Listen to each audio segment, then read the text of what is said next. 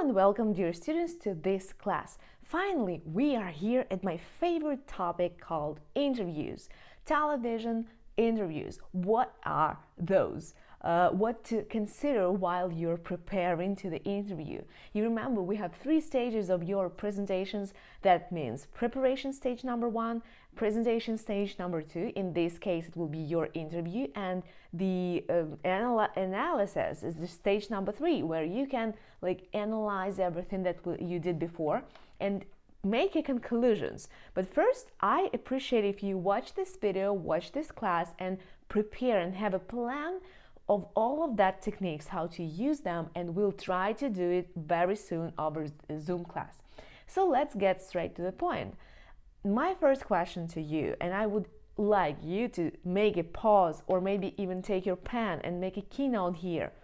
What is the main difference? The question is actually, what is the main difference between the interview and the conversation? Why our conversation, if I call you by phone or if we have a Zoom, why this conversation will not be considered as an interview? Your options. If you write it down, let's check the right answer. The right answer is your audience, because during and making just a phone call, you're making it private. Interview is something public. So that's why our main idea of making interview attractive will be to use all of that techniques to build the right set of questions, to use all the techniques that we have, like bridges between questions and phrases and parts of your interview, to make this interview very attractive, dynamic, candid, and everything like that. Any adjective that you can use here. Make this interview and make yourself being a superstar and rock the interview format. Let's just remember anybody who comes to your mind as a great interviewer. Who will it be? Maybe Oprah. How about Larry King? How about Kimmel, Fallon? So anybody. All of those people, they all did just a perfect job, perfect work in the industry, in the media industry, TV industry, and especially in the format of an interview. But interview formats, interview has many formats, let's say this way. So it can be event journalism, where your goal will be just to ask quick questions and to get quick answers. It can be a studio interview, like a talk show with the audience, where our main goal will be different.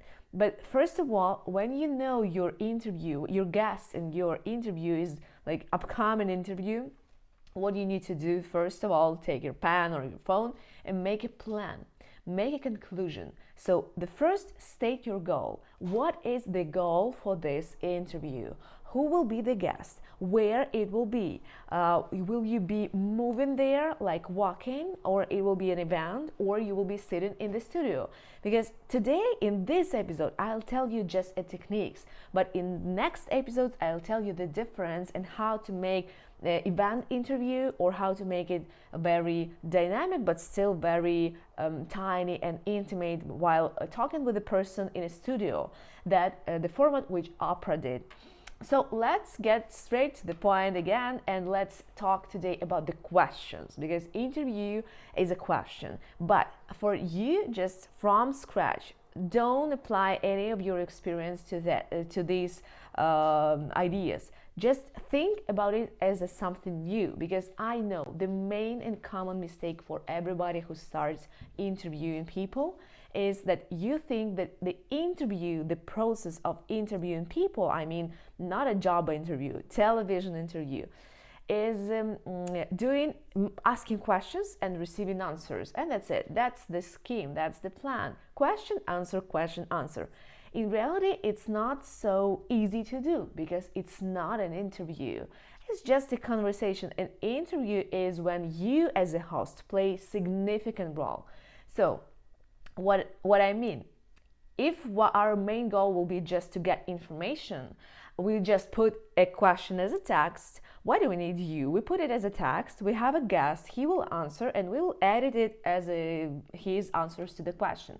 Why we need you? Because we need to deliver an activate, evoke emotions. So that's why your right way and process for interview will be the question, then the answer, and then your reaction to the answer. That's the triangle: question, answer, and reaction. Again, question, answer, and reaction. When it comes to reactions, they can be both verbal and non-verbal. What I mean, so if verbal, it means that you put words there, like, wow, I can't even imagine, or I haven't ever heard about that. Be different, be various in that. Don't react any time like, wow, fantastic, awesome. Still, if you do it as a synonyms, that would be a great option. But use and think about other side of emotions, other tone of emotions, not only appreciation or like something encouraging. It can be shocked for you, a shocking, or you can be upset by something. So plan the whole variety of emotions for yourself, for your style, for your situation, so how you will react.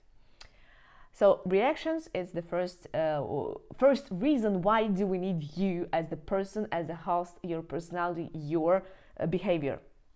More so, when you plan your style for reactions, when you put this check marks, not to forget to react on the answers, let's think about how to do it as a non-verbal reactions. Verbal, it's words. Okay, wow, but my main idea and my message, what I would like to convey, that you need to deliver both message and the delivery, to plan this. So both information and emotions.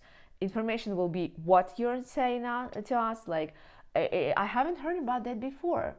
And your delivery will be the same, like brows, facial expressions, everything. Embrace your audience and activate their emotions.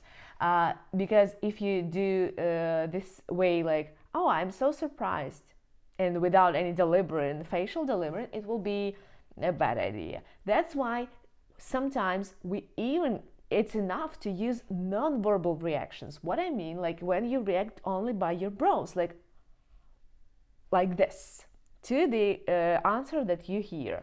Sometimes you do need to keep a pause there, remain silent, in order to maybe to get more information from your guest. So don't be in a rush.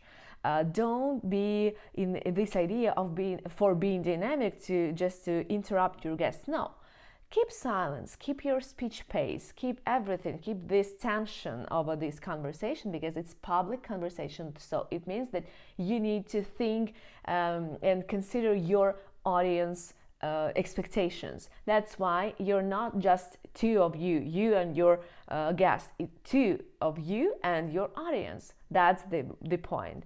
Let's get closer to the techniques. Once you understand who will be your guest, once you know what is the news break, why do we have this guest today, why is it important to talk with him, during your preparation period, don't forget about the questions, because questions, of course, I like the improvisation. So once I see the guest, I know something about him or her, about like black or white periods of his or her life. It means like white periods, the news, the situations that we all know. Black periods is something that we don't know. And also we have great periods of humans' life being, so that's the periods that we have a idea what's going on, but not definitely. So we need a confirmation about the person. But later today we'll talk about that more specifically. As for questions, the first idea of your plan of planning an interview, know the news break. Why are you talking with this person today? So it's the reason why this person appears today. So let's say today you are going to talk with Oprah. She is your guest. Why she is your guest? That's why in your opening part, better to say what's the news break. The news break can be an event, something that just happened. Let's say if we invite Johnny Depp today to our studio, it means that we want to know about his divorce, because it was a news break everywhere, actually. Everybody was talking about that day to day. So that's why keep inviting these guests, like wanted guests, because of some news breaks. The main first tip and hint.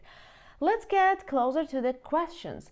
I would recommend you to treat questions and divide them into two parts, two types: open-ended questions and closed-ended questions.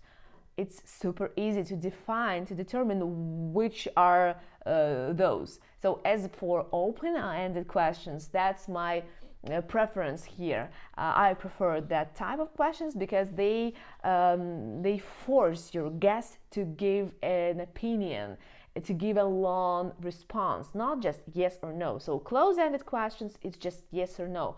That means that if you use like, do you do this? Have you ever done this or this? It definitely will be the closed-ended question, because the answer predictably it will be just yes or no. Of course, if your guest is a professional, if he knows how to captivate the audience, he will definitely say you something more than yes or no. But be aware of the worst guests on earth, who are very short with their answers, with their speech. That's why avoid asking closed question. The only reason where we can apply closed-ended question will be if you want to confirm something, like the person is guilty, and you just confirm, just to check, do you feel yourself guilty? We don't need his long response to get back from the point. We need to get straight to the point. That's the only reason where we do need to ask closed-ended question. But of course, there will be some more situations for that, but mostly my students, they do the same mistake. They usually build their conversations and interview using closed-ended questions. It's just a dead end, actually, for the interview. But what to prefer? Open-ended questions. Which are those? Actually, are 5W questions, like what, when, who, where, why, also how. If you put this question word at the beginning, definitely your question will be open-ended, and it means that you ask an opinion, you ask a long response, not just the short yes or no. That's the first technique to use. Which questions to use? Of course, definitely you'll see the moments for following questions. What I mean, once you're in the stage of preparation for the interview, you study all of the news breaks, you study all about that person, and then you try to create your plan. Your plan should be divided, your interview should be divided into parts. Let's imagine that your interview takes 30 minutes. That means that most likely you would have 3 parts for 10 minutes, or like 7, 13, and 10, let's say this way. Once you cover this plan, you divide it into 3 different parts. Usually we start with something informal. When we welcome the guests in the studio, we start with something informal, and then we go to our plan. So plan every minute of your interview, but usually you have to leave a space, a window for following questions.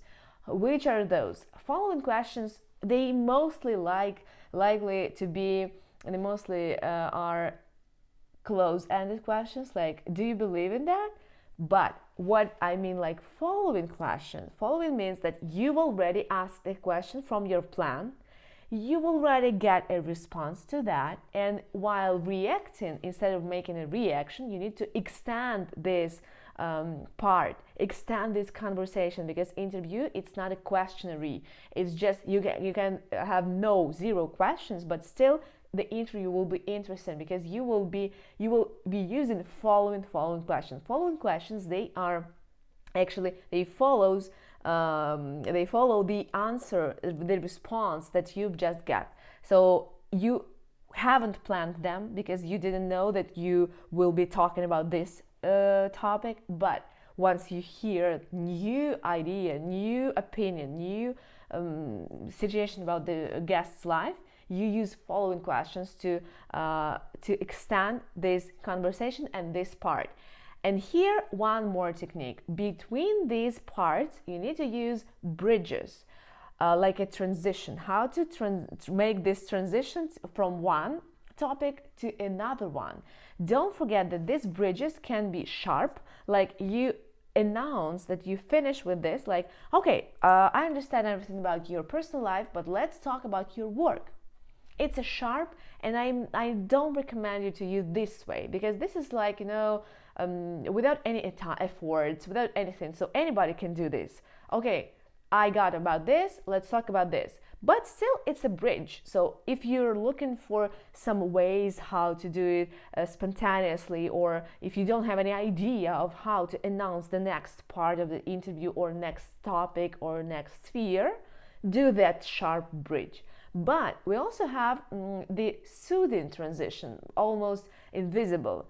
It means like I will add additional questions to make this transition. Like if I want to switch and jump from the topic about personal life to the topic about job, work, or something, instead of doing this sharp bridge, I can do a very soothing bridge. Like, oh, but how about your combination, this mix of your personal life and your work? What attitude has your husband to your work? It's two separate questions. I'm not giving this example to show you to encourage you to ask two questions in one.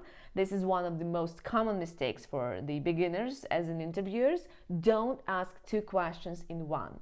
Anywhere, anyway, it's a huge mistake, because people, you are doing either repeating the question, so it will be two almost the same. So why do you repeat? Why do you waste your time? On the other hand, maybe just opposite situations. Both of these questions are significant. They are very important for you to get an answer. But using all of them together, both of them together, you will receive an answer only for the one of them, and most likely it will be the best for your guests, not for you. That's why separate them. So the soothing bridge, the soft bridge, the beautiful bridge will be to insert additional questions to connect these dots. Instead of announcing the next topic while talking about the relationship, ask the question, but how what attitude does your husband have to your work? And then you just switch totally to the work part and ask all of your plan, all of the improvisation and following question about your work. So in this episode, we covered with you what types of questions to ask, how to make bridges, how to divide your interview into parts, and how to be interesting by using news breaks. In the next episode, I'll tell you how to make which techniques, provocative techniques for questioning to use in order to get everything from your guest. So stay tuned.